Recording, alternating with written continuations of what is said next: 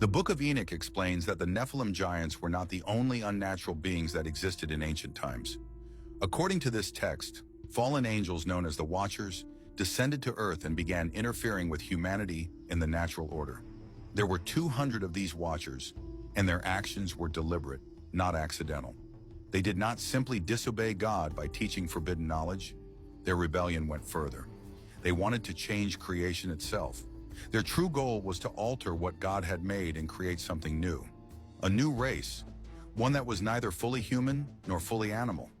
Something unnatural and forbidden. To accomplish this, the fallen angels began corrupting both humans and animals through forbidden reproduction known as miscegenation. This involved unnatural crossbreeding through unlawful unions. The Book of Enoch describes how they selected humans, livestock, wild animals, and birds from every category of creation. This was not symbolic. It was physical. It was intentional. Through this process, the fallen angels attempted to rewrite God's design and establish their own version of life on earth.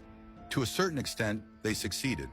The result of this corruption was the creation of many hybrid beings, not only the Nephilim giants, but also a wide range of monstrous creatures described as giants and monsters. These beings brought violence, fear, and moral decay across the earth. Humanity suffered greatly under their presence. The world became filled with bloodshed and corruption. This was not simply human sin, it was the corruption of creation itself. The Bible tells us that during the days of Noah, these non-human hybrid beings were terrorizing humanity. When we look back through history, we find similar beings described across different civilizations.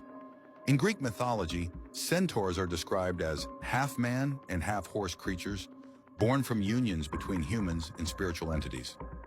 This origin story closely resembles the account found in the Book of Enoch. Sirens, often misunderstood today, were originally described as half-human and half-bird beings, which aligns with the claim that the Watchers also corrupted birds as part of their experiments. Ancient Egypt provides even stronger parallels. Egyptian gods are frequently depicted as human-animal hybrids, with animal heads and human bodies. This raises a serious question. Were these figures purely symbolic, or were they representations of real beings that once existed? Since fallen angels desired worship and possessed advanced spiritual knowledge, it is possible they passed this knowledge to their hybrid offspring, making them appear godlike to ancient civilizations. After being cast out of heaven, these fallen angels and their creations may have been worshipped as gods on earth. According to the Book of Enoch in the Bible, the Great Flood was sent to cleanse the earth. The flood was not only about humanity, it was meant to remove the abominations that were never meant to exist. Most of these hybrid beings were destroyed. The fallen angels' plan was shattered. Their creations were reduced to ruin. Genesis 6:4 states that these hybrid beings existed before the flood and also after it, suggesting that some may have survived. This may explain why mysterious creatures, often called cryptids, continue to be reported around the world. Many of these beings share hybrid characteristics. One of the most famous examples is the Mothman, reportedly seen in Point Pleasant, West Virginia, during the 1960s, described as a winged humanoid with glowing red eyes.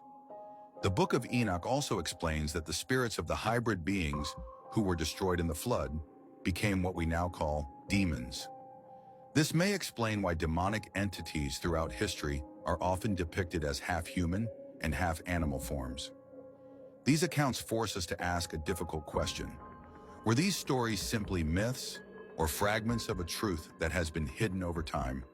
If you are deeply interested in exploring these mysteries further, I have a complete Book of Enoch playlist available on my channel that you can watch. And if you would like to read the Book of Enoch for yourself, you will see a link on the screen where you can purchase it directly, or you can visit my store to buy it there. Read it for yourself and decide what has been hidden from you.